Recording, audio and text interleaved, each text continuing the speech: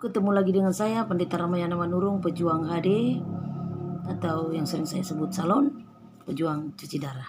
Oke, kemarin kita berbicara soal efek-efek cuci darah yang belum kita tuntaskan. Hari ini kita tuntaskan apa saja efek-efek pasien cuci darah. Efeknya kemarin kita sudah bahas, kurang tidur, susah tidur, dan harus sebagian dari kami harus minum obat penenang. Lalu kadang-kadang susah buang air besar, maaf ya tadi. Lalu yang jelas susah buang air kecil karena cairan sudah ditarik dari mesin. Lalu yang selanjutnya HB akan selalu menurun. Yang selanjutnya gatal-gatal di seluruh tubuh. Kadang-kadang muka kita, hidung kita, mata kita pun ikut gatal.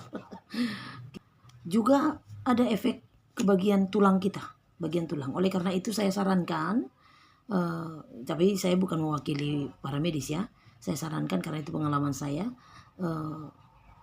diharuskan untuk makan obat tulang. Kalau saya sih selalu makan kalos, yang sekarang disebut kalitos. Nah, dimakanlah itu atau ospit. Yang jelas itu obat tulang. Saya bukan medical bukan medrep. Saya bukan penjual obat, tapi hanya saya menyarankan apa yang sudah saya konsumsi sendiri sejak awal saya HD. Maka ya puji Tuhan tulang saya masih bagus sampai sekarang. Saya berharap bahwa Tuhan masih berkenan memakai saya untuk melayani dan memakai kita untuk berkat-berkat kepada siapa saja yang boleh menonton channel ini. Jangan lupa subscribe, komen, dan share. Oke. Juga terganggu di bagian perut kita, di bagian perut. Karena apa? Cuci darah itu, pada saat cuci darah itu ada yang namanya pengencer darah. Dan pengencer darah itu sangat mempengaruhi kepada zat asam di dalam perut kita. Maka sering sekali terjadi lambung kita menjadi asam lambung kita naik gitu ya. Jadi saya sarankan juga untuk selalu memakan obat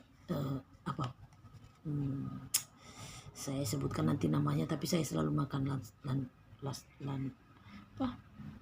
lansoprazol, omeprazol, gitu untuk perut. Ya maaf ya, sekali lagi maaf kalau ini salah, mohon media sosial ini, apakah YouTube atau Facebook ini mengingatkan saya apakah salah menyebutkan merek, maaf. Jadi tapi itulah hasil pengalaman saya memakan obat untuk perut supaya tidak terkikis dan asam lambung naik. Karena kenyataan saya sendiri sudah merasakannya, dan dulu saya pernah berhentikan. Di awal memang saya makan obat perut karena zat pengencer darah itu selalu disuntikkan supaya ketika cuci tidak ada pembekuan di darah kita. Dulu saya pernah berhentikan, walaupun di awal-awal saya makan seperti yang saya katakan itu karena itu saran dokter dari dulu, itu harus dimakan. Tapi waktu tertentu saya makan, saya lupa memakannya, dan saya sengaja banyak kali makan obat. Saya bilang begitu, saya berhentikan. Akhirnya saya sendiri yang merasakan. Tahun 2014 saya cuci bulan 3, 2014 sekitar bulan 9 atau 10 saya masuk ICU karena blooding mah, karena kurang selera makan, juga masuk pengencer darah sehingga naiklah asam lambung dan terkikis lambung saya menjadi bocor pada waktu itu. Jadi ada beberapa yang harus kita konsumsi, kawan-kawan sekalian, saudara yang senasib sependeritaan dengan saya, juga pelajaran bagi keluarga pasien ataupun kawan-kawan kami yang sehat ya. Mana tahu bisa bercerita, tapi itulah efek-efek dari cuci darah. Efek selanjutnya itu adalah ketergangguan sih, kalau menurut saya terganggu dari segi waktu kita. Kalau sakit, ditanya sakitkah cuci darah, nanti kita bahas lagi sakitkah cuci darah, tapi yang jelas terganggu, nanti kita bahas lagi terganggu. Oke, demikianlah apa yang menjadi efek-efek tadi. Gatal-gatal perut, asam lambung naik, lalu susah tidur, HB akan selalu menurun, tulang-tulang kita terganggu, bahkan ada yang sampai osteoporosis dan bungkuk. Saya berharap, saya berdoa kawan-kawan yang tulangnya sudah terganggu, mohonlah dipiculah lagi makan obat tulangnya supaya kita boleh paling sedikit kualitas kesehatan kita lebih terawat ya.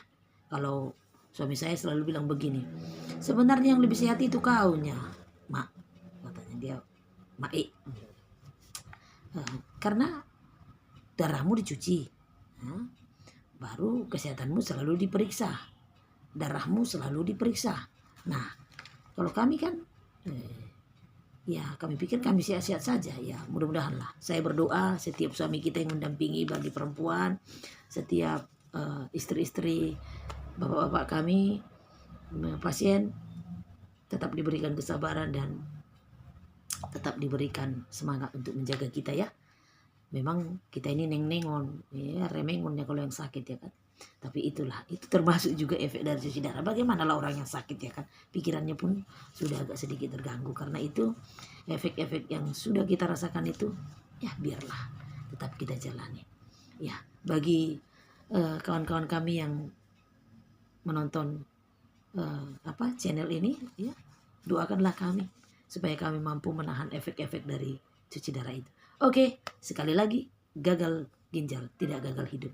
Gagal ginjal tidak gagal semangat. Gagal ginjal tidak gagal harapan. Tapi terus semangat, semangat, semangat. Di dalam Tuhan, Tuhan akan menguatkan kita, menguatkan kami, dan memberikan kesehatan bagi saudara. Horas.